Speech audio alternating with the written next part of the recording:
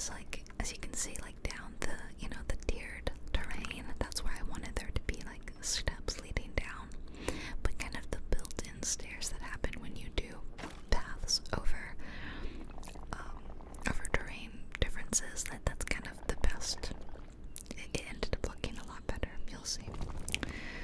So, I made a huge mistake in this. My huge mistake was not checking for scale.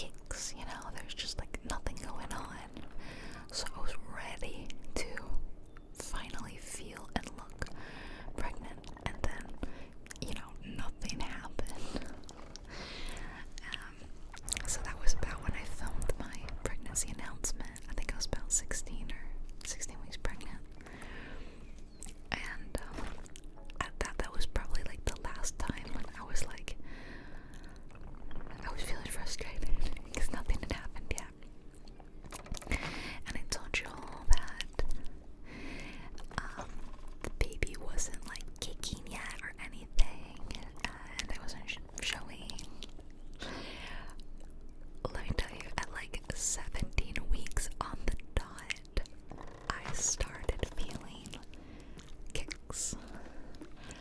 And I actually started feeling what I thought might have been movement in the 16-week point. But because I'd never felt this before, I was like, maybe it's just my stomach. Like, it kind of felt like muscle spasms, like really tiny, really faint. Blink and you miss it kind of deal. So I kind of thought, oh, maybe I'm just imagining things. But then, literally 17 weeks on the dot, I felt something that I officially could no longer ignore. I thought that has to be the baby. There's no way it's anything else. And sure enough, that continued on and off. Like, maybe not daily at first, maybe 3 days in a row, but then there'd be a day where there's nothing. But it gradually got to the point where, like, by 18 weeks, I feel like it was almost a daily occurrence. It happened a lot after I would eat, like maybe an hour or two after eating, I would feel little taps. And then they started getting to be like actual kicks. So I feel like I actually started feeling movement incredibly quickly. Because I asked at my doctor's appointment, I went in at about 15 weeks before my pregnancy announcement, and I asked the doctor when I would start feeling kicks, and he said, don't expect anything till 20 weeks. But I was feeling them at like 17, like proper kicks. And sure enough, when I went in for my next ultrasound at 20 weeks, I had my anatomy or anomaly scan. It's basically a really long ultrasound that you have at the halfway point in your pregnancy. It could be anywhere between like 18 to 22 weeks, but I had mine at like 20 on the dot. And they look over every part of the baby. They look at the internal organs. They look at the brain as part of the internal organs. They look at the bones. They look at the umbilical cord. They look at everything and just make sure everything's looking pretty normal. And that is also when, typically in the past, you would find out the sex of your baby, because you could actually see on the ultrasound if it's a girl or a boy. But I found out at about 11 weeks, because they had a genetic test, which is kind of normal now. I feel like most people find out at about 10 to 12 weeks with the results of the genetic test, which are more reliable, to be honest, because what if the baby's like hiding? Yeah, they've got their legs crossed or something and you can't really see. Or there's, there've been false results where they swore, there's nothing there, but they were hiding. And then, oh, surprise, it's a boy. But the genetic test looks at the DNA of the baby, so it's pretty accurate. So, I already knew, and then it was accurate, yeah. I even asked out of curiosity, I was like, have you ever had a case where someone came in and said they knew the sex and they were wrong? And she said, yeah, it's only happened one time in the hundreds of babies that she has scanned over her career. So I thought that was really interesting to hear. But anyway, the point that I was saying about the scan was that when they looked at my placenta, it was situated in the back of my uterus. It could be in the front, in the back, and the bottom. And if it's in the front, right up against where your stomach is, that kind of acts as like a pillow, a barrier of insulation. When the baby kicks,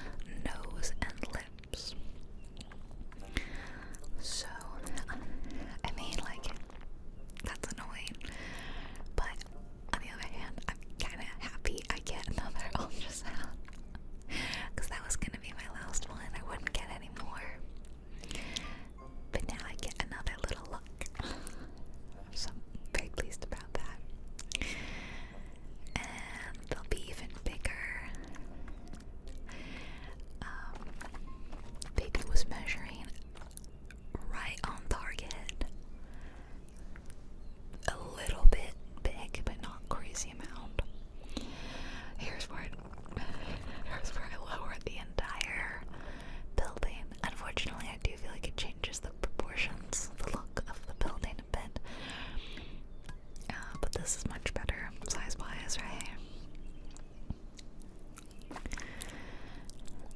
I love being able to cycle through the clutter now. I think that is so great. So it's really easy for like quickly finding little pieces I like and little doodads. And I wanted to do like a really big window here, but I couldn't quite, I don't know, get it to look good. And I don't want to do the cathedral windows, even though they are taller. So I ended up doing this like deal where I stacked the windows like next to each other and then on top of each other. It ended up okay. It's okay.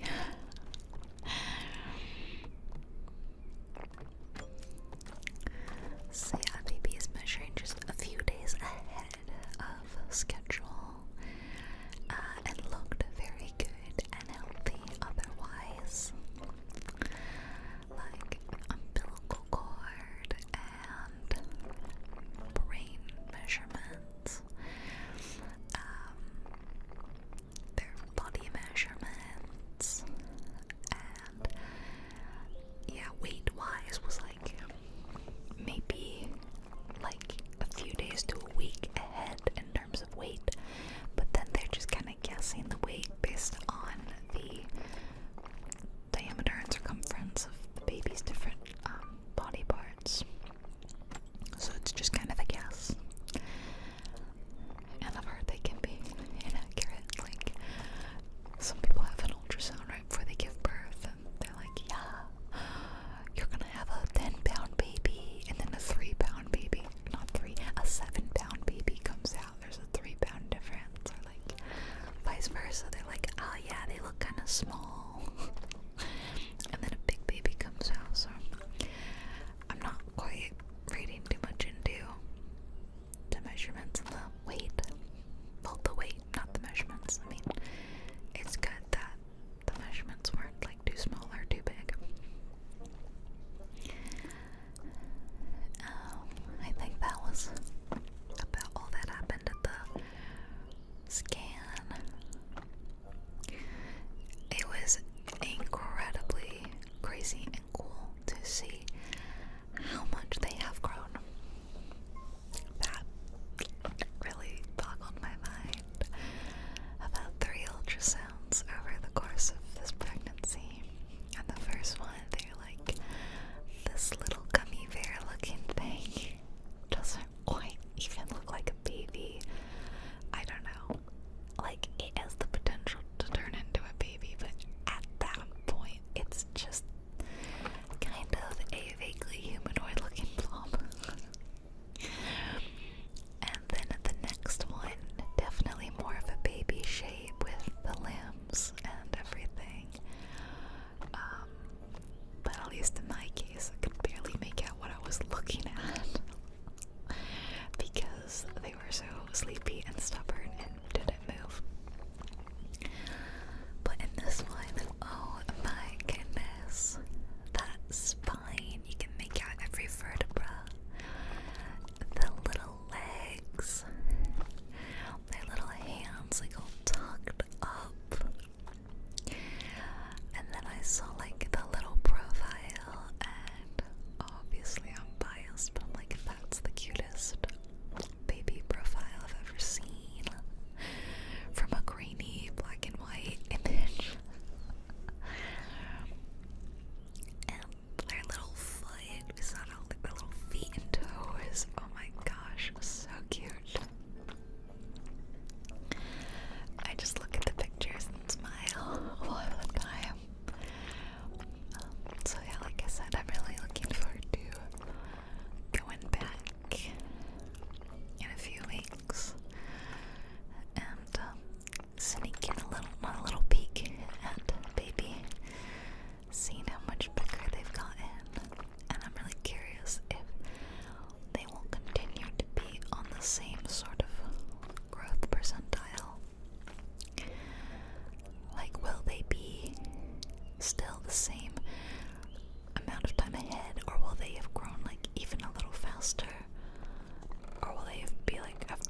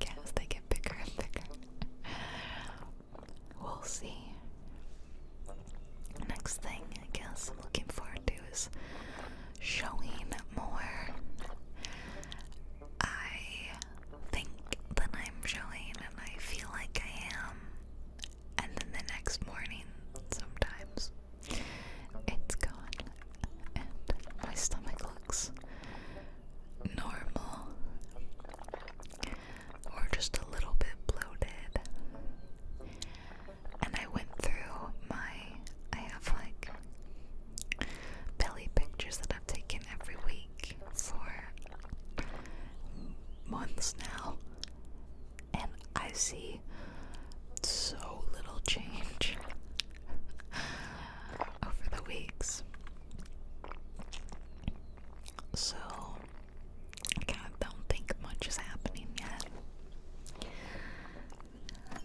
But I found out that the baby is lying head down. That's basically the position they need to be in for birth. Their head is down by the birth canal and their little feet are up, and that's the position you want to be in. And typically they move down to that position near the end of the pregnancy, but we're already in that position, of course. So a long time away till I'm due, so like they can move. And I feel like probably will, but that could be why. I feel like, I don't know, they didn't say, but I feel like that could be why I'm not necessarily too big, because the baby is vertical rather than horizontal. Like they're vertical, and I also have a long torso, so they basically just kind of nestled in my diaphragm abdomen, rather than like going wide side to side. So I thought that was really interesting to hear that they're already in the right position. Maybe they will stay like that the whole time. Who knows? That'd be cool.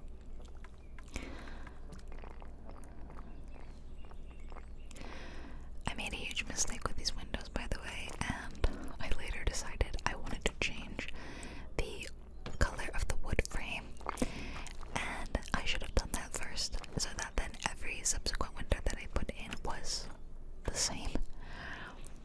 But I did not do that, so instead I have to manually, one at a time, one window at a time, go in and change the look of the windows. And I'm pretty sure I just ignored the ones in the back. I was like, you know what, no one's even gonna see the back windows, it's fine. So we didn't touch those back windows, but I did put in a little door back here and put in more windows and more windows and more windows. And I saw a hack. I was looking up like Christmas inspiration for Tiny Glade, and I didn't really, I don't know, a lot of people do very cute Christmas villages, and I didn't want to do a whole village. I just wanted to do like a single building. But I did see something really cool people are doing, which was a hack to make a Christmas tree. So I decided to try that out today. I did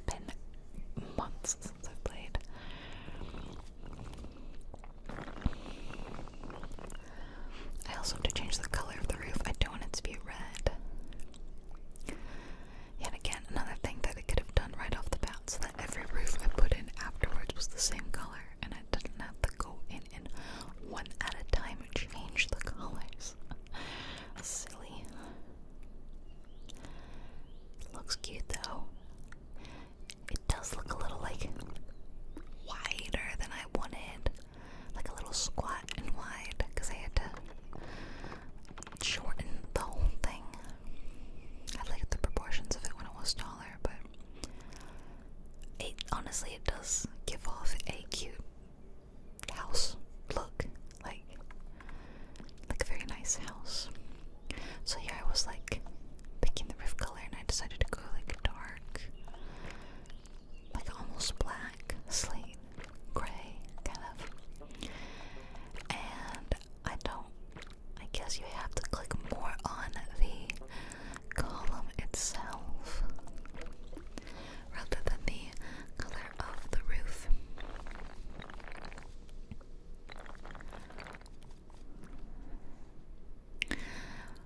But you can indeed make the stone columns into wood columns. Perfect. All the roof is the same. And there were entirely too many bird's nests on this roof. I'm sorry, like I love the bird's nests, but there's just too many. So I decided to kind of move them around, and like, okay to have them, but let's just maybe separate them out a bit. A lot of competition for birds on this roof. And I really wish you could put lights, like, yeah, like if I could be able to put one on the column itself, that'd be cute. And I couldn't even quite move it back so that it clipped through. So yeah, they were on the walls. So because it's a Christmas build, I'm going to put some lights in and make them like red and green.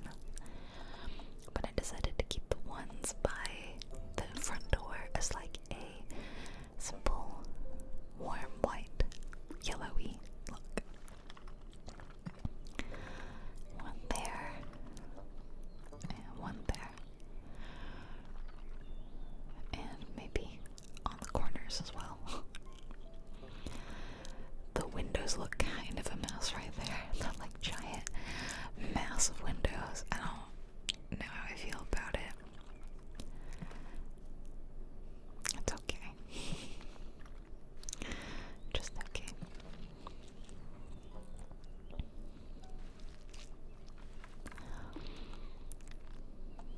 This is the dreadful moment where I decided to slightly, like, it's such a minimal change of going from the lighter wood to the slightly darker wood. And yep, I'm gonna do that on every single window, at least every front-facing window, and I think most of the side ones, and I'm pretty sure I just ignored the back windows.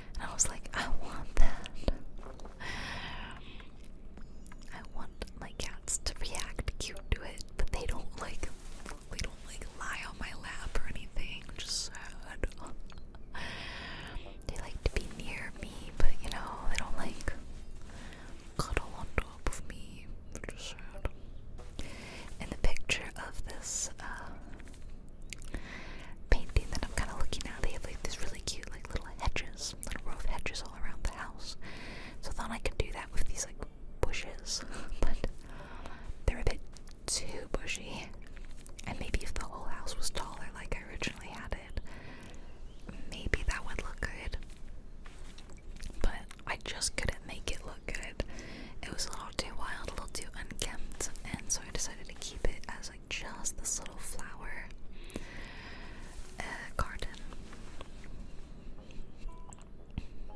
which still looks cute, honestly.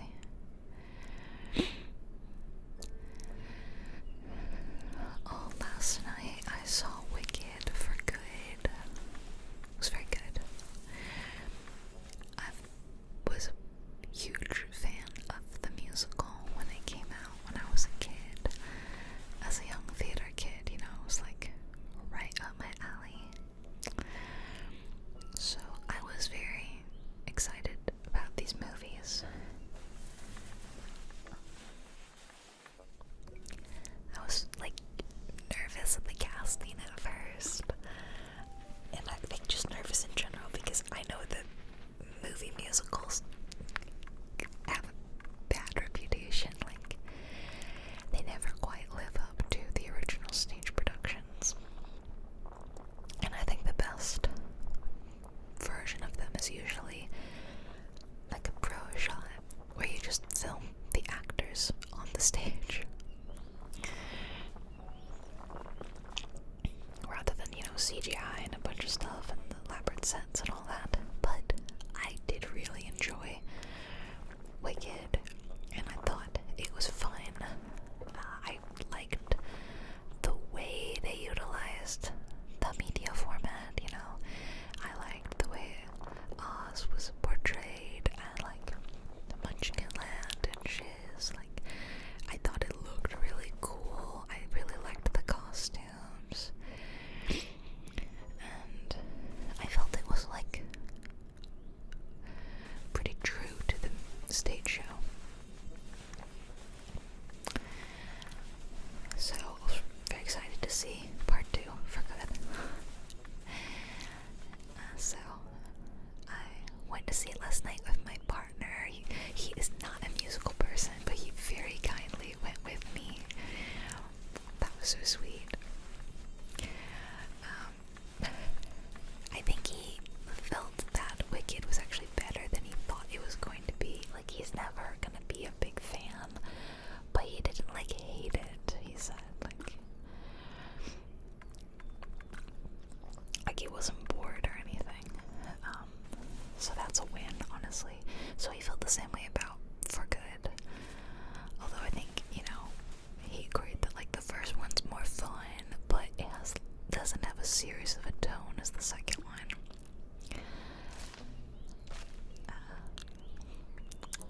So I thought that like they wrote 2 new songs for this one. The second acts in musicals are typically shorter. This is the hack, by the way. It's like you just do a tall conical roof and then you just paint it green, and you know, it's not bad. It does look like a very smooth modern tree. The downside is you can't put lights on it.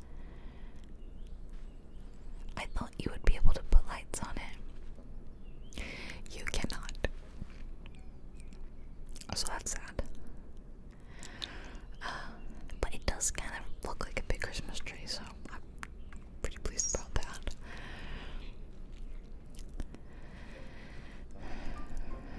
What was I saying about Wicked? What you doing, Pippin? Settle down, Pippin. He's settling down. Oh yeah, they wrote 2 new songs, and I think he's just about the time. Otherwise, the second movie would have been noticeably shorter than the first.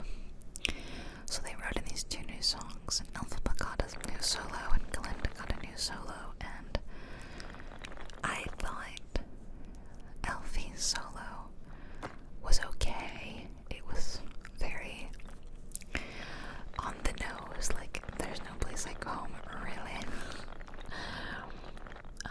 Very much leaning into The Wizard of Oz.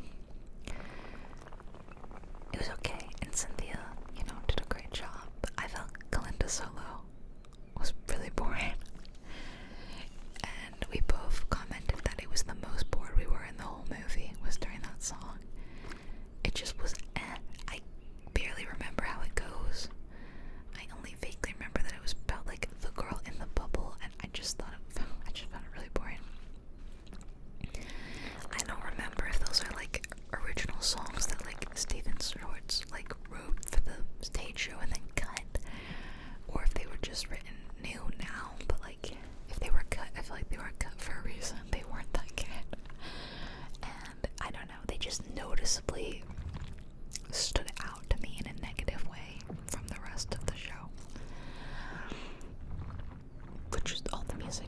it's really good.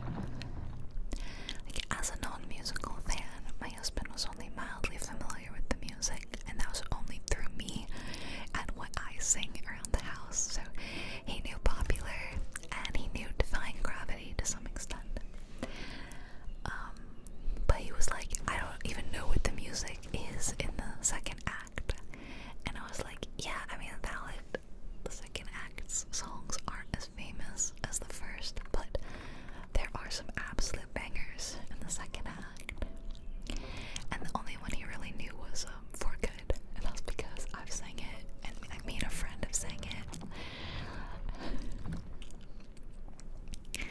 And it's so funny, he was so familiar with that one that he thought, because he didn't rewatch part 1, I watched part 1 the night before, because I was like, I have to watch them somewhat back to back.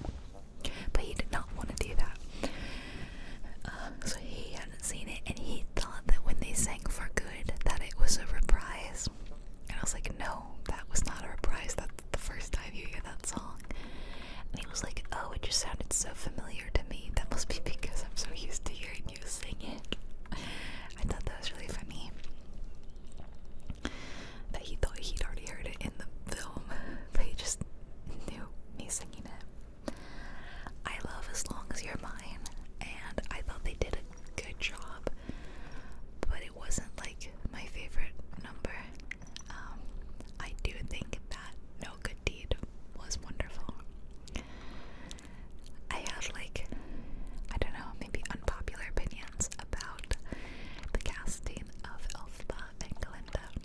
Now, I know that, like, there were a lot of people that, when they heard that Ariana Grande was playing Glinda, was like, oh, she's a pop star, you know, she won't be able to do it. But I knew that she got her start on Broadway, so she has the theater voice and chops to pull it off. I knew this. That wasn't what I was really worried about. And I'd heard Cynthia Erivo sing before. Thought she has a gorgeous voice. I thought that was actually phenomenal casting there. But when I saw it, in terms of Ariana, I thought she matched expectations, and maybe that was because I had high expectations for her already. I knew she would do good. I know she has done professional theater. I expected her to do good. But personally, I just felt it was incredibly derivative of Kristen Chenoweth's original Glinda. And there's nothing wrong with it. But like I said, it just met my expectations. Because if my standards were at Chenoweth level, she just met that. And I wanted her to do better, I guess. Bring something new to the role. And I don't know if people who were like blown away by her performance, I don't know if those people have seen the original stage show or not. But I just felt like all her mannerisms, her quirky lines, her sense of humor, her movements, articulations, everything was as expected from the musical. And like, nothing was different, you know? So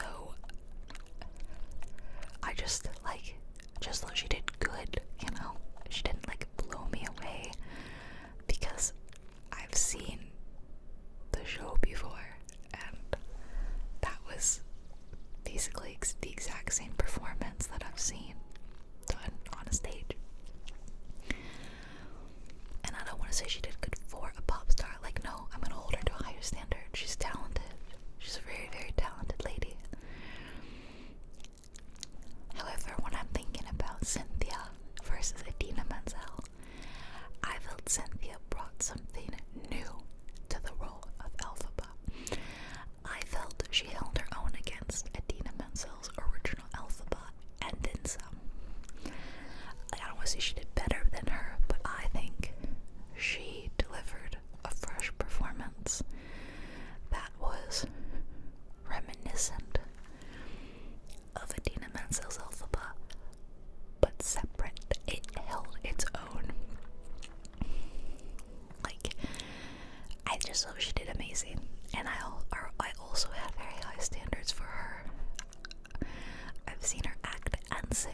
several things.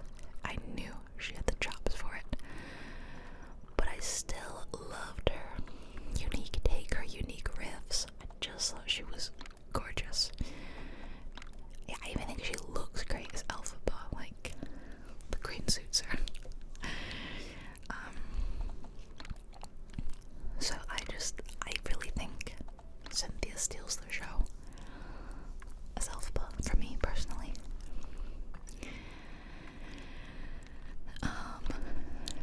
Michelle Yeoh as Madame Marble. Now I love Michelle Yeoh, like, love Michelle Yeoh. My family's been a Michelle Yeoh stan since before I was born. But I'm so sorry she cannot sing. And it was really painfully apparent in this one. Madame Marble is not a vocal heavy performance. So I was like okay with the casting because I knew she didn't have to sing that much. In Act 1, she really only has like a small line in The Wizard and I, and she can kind of sing her way through it and get away with it. But she has a couple more lines in, like, Thank Goodness in the opening of Act 2.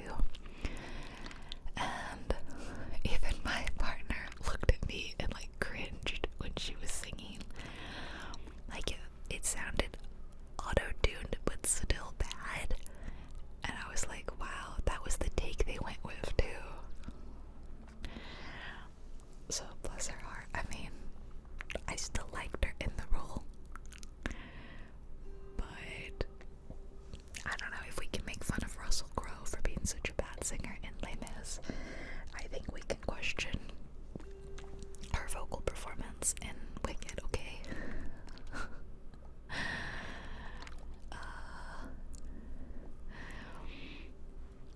Jeff Goldblum, I thought was really good as the Wizard. I already thought that was good casting when I heard it, and I feel like he did a decent job in Wonderful.